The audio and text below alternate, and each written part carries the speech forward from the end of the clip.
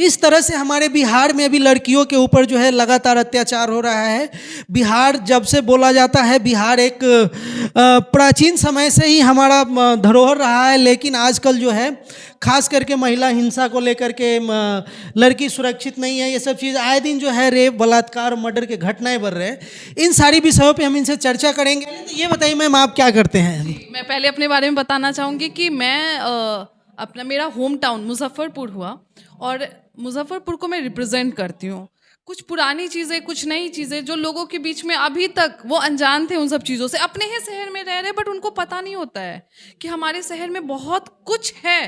सब सोचते कि दिल्ली जाना पड़ेगा, मुंबई जाना पड़ेगा, बट उनको पता ही नहीं कि हमारे बिहार में भी है बहुत कुछ। तो वो चीज़ें मैंने दिखाना शुरू किया वो ब्लॉग के माध्यम से।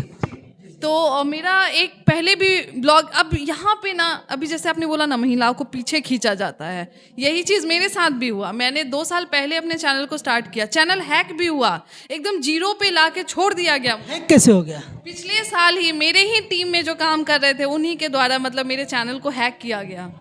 बहुत आगे जाके यूथ आइकन ऑफ मुजफ्फरपुर का अवार्ड लिया था पिछले साल ही, और वहाँ से फिर से मैं जीरो पे आ गई। तो इस तरह से कहते हैं कि कुछ महिलाएं जो हैं कुछ अपने शहर के लिए कुछ करना चाहती है तो उनको किस तरह से पीछे खींचा जाता है, बट फिर भी मैंने हार नहीं मानी और फिर से मैंने उसको शुरू किया। तो अभी मेरा चैनल है एलिस स्विफ्ट ब्लॉग से, जहाँ पे सिर्फ मैं मुजफ्फरपुर को ही नहीं पूरे बिहार को रिप्रेजेंट करती हूँ। जितने भी चीज़ें हैं जो मुझे लगता है कि अपने बिहार में छोड़िए, मतलब पूरे इंडिया में या पूरे वर्ल्ड में पता चलना चाहिए, क्योंकि लोगों का नज़रिया बिहार को लेके बहुत अलग है, पर वैसा नहीं है। बहुत हमारा बिहार भी बाकी, मैं तो बोलती हूँ कि बाकी शहरों से, बाकी स्टेट से भी बहुत आगे है बहुत सारी चीज़ों में, जिसको हम लोग खुद ही नहीं समझ पा रहे हैं।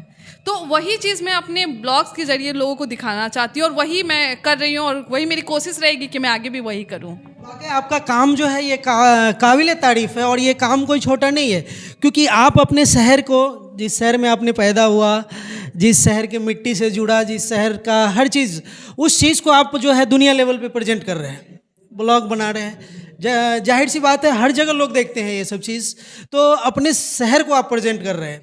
तो आप अपने ब्लॉग के जरिए जो है अपने शहर को रिप्रेजेंट करते हैं, तो क्या क्या चीज़ रिप्रेजेंट करते हैं? जी, बहुत सारी चीज़ें, जैसे कि समझिए कि हमारे शहर में पार्क है, म्यूजियम है, कुछ हिस्टोरिकल चीज़ें हैं जो लोगों को पता ही नहीं है। मुझे भी नहीं पता है, मुजफ्फरपुर में म्यूजियम भी है क्या? जी, हमारे शहर के बीचों बीच मुजफ्फरपुर शहर में जो है म्यूजियम है। तो ये चीज़ें लोगों को पता ही नहीं है। मुझे भी नहीं पता था, अभी तो बता ही दीजिए है कहाँ। और एक और चीज़ मैं बता देती हूँ कि लोगों को लगता है कि तारामंडल जो है पटना में पहला तारामंडल है, बट लोगों को मैं अभी बताना चाहती हूँ सबसे पहला बिहार का तारामंडल हमारे शहर मुजफ्फरपुर के एलिस कॉलेज में है। और मैं इस पे चर्चा करने वाली हूँ, इस पे मैं अपने अलग से ब्लॉग्स लाने वाली हूँ, क्योंकि ये बंद हो चुका है, ये अंडरग्राउंड था और अभी तक बोलते हुए एक रहस्य है वो कि लोगों को अभी तक पता नहीं चला कि उसको बंद क्यों किया गया। तो इस पे भी ये एक बहुत बड़ा टॉपिक है कि, और बहुत लोगों को पता नहीं कि बिहार का पहला प्लानिटेरियम, पहला तारामंडल जो है वो हमारे शहर मुजफ्फरपुर में है। जैसे तारामंडल और म्यूजियम की बात आती है तो लोगों का ध्यान राजधानी पटना जाती है, उसके अलावा और कहीं नहीं। पर लोगों को पता नहीं कि हमारे शहर मुजफ्फर, और प्लानिटेरियम जिसको लोग सोच भी नहीं सकते, वो एक एलिस कॉलेज में है। एलिस कॉलेज के ठीक सामने आपको दिखेगा प्लानिटेरियम, और वो बिहार का सबसे पहला अंग्रेज के ज़माने के बनाया हुआ वो प्लानिटेरियम।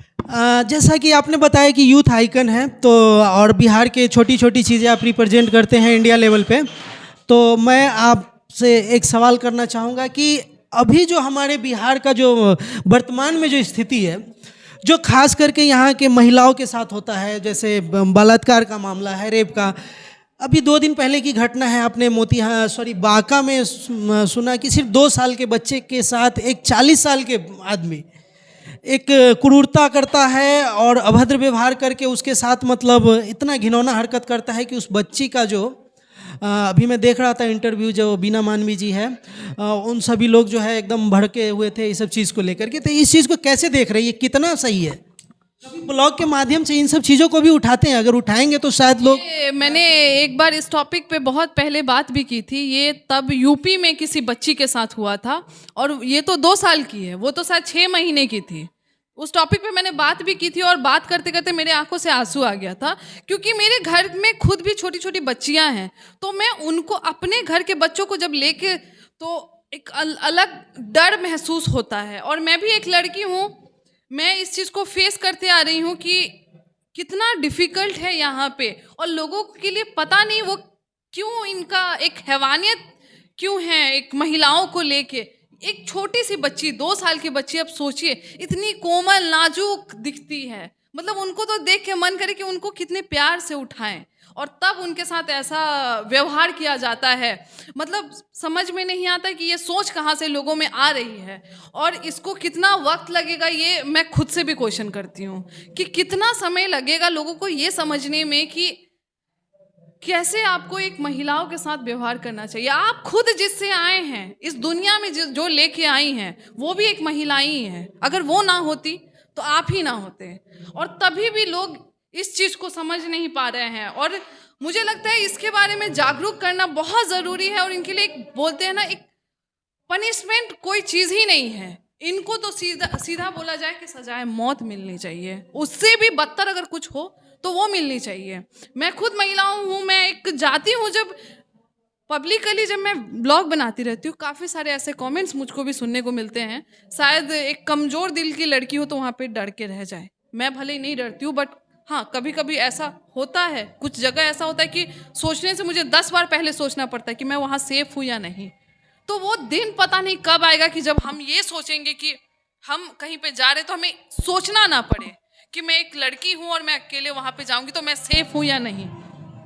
जी, क्या लग रहा है, कहीं इस तरह की मानसिकता को लेकर के शिक्षा की कमी तो नहीं देखी जाती है कहीं? बिल्कुल शिक्षा की कमी है, बिल्कुल शिक्षा की कमी है। लैक ऑफ नॉलेज लोग का बोला जाएगा इस चीज़ को। उनको पता नहीं है कि क्या आप क्या कर रहे हो, है ना। आप बस बोलते हैं 2 मिनट की अपनी खुशी के लिए आप किसी की पूरी ज़िंदगी बर्बाद कर रहे हैं। आप तो वहाँ से चले गए, उस जिस बच्ची के साथ जो हुआ है आपने उसके लिए सोचा है वो क्या करेगी, क्या सोचेगी, उसके घर वालों पे क्या बीतेगी। मैं एक अपनी बात बताती हूँ। मैं ऑटो में ट्रैवल करती हूँ, मेरे अगर बगल में कोई, आए दिन मुझे मिलते हैं ऐसे लोग, आए यहाँ बगल में कोई इंसान बैठ गया, हाँ, टच जो होता है ना, भले वो लड़के समझ पाए ना, हम लड़कियां जो है ना, गुड टच और बैड टच स्कूल में भी सिखाया जाता है। पता नहीं ये जो लोग करते हैं उन्होंने कभी शायद सीखा नहीं है, पढ़ा नहीं है गुड टच और बैड टच। तो जब कोई लड़का आपको बैड टच करता है ना, वो पता चल जाता है। वो मेरे साथ भी कई बार हो चुका है, पर मैं इतनी बोल्ड हूँ कि मैं तुरंत बोल देती हूँ, बट काफ़ी लड़कियाँ नहीं बोल पाती हैं। काफ़ी लड़कियों के घर में भी, मैं तो समझती हूँ कि घर वाले इसमें सबसे बड़े, उनको सबसे बड़ी शिक्षा उनको देनी चाहिए अपने बच्चों को, लड़कों को, है ना, कि आप महिलाओं की रिस्पेक्ट कैसे करें। पहले सबसे पहली शुरुआत तो आपके घर से ही होती है। सारी चीज़ें आपके घर में भी, माँ होगी, बहन होगी, बेटी होगी, तो आप अपने पे लेके देखिए ना कि आपके घर की महिलाओं के साथ अगर ऐसा होता है तो आपको कैसा लगेगा। तो वो सारी चीज़ें हैं कि मतलब नॉलेज तो, लैक ऑफ नॉलेज है ही, ये तो है ही, बट मुझे लगता है कि कई लोग एजुकेटेड होने के बाद भी ये चीज़ कर रहे हैं, तो अब उनके लिए हमारे पास कोई शब्द ही नहीं है कि पता नहीं वो किस दुनिया से आए हैं। कैसे निकलेगा हमारा बिहार ये सब चीज़ से दूर, मतलब बाहर कैसे आएगा?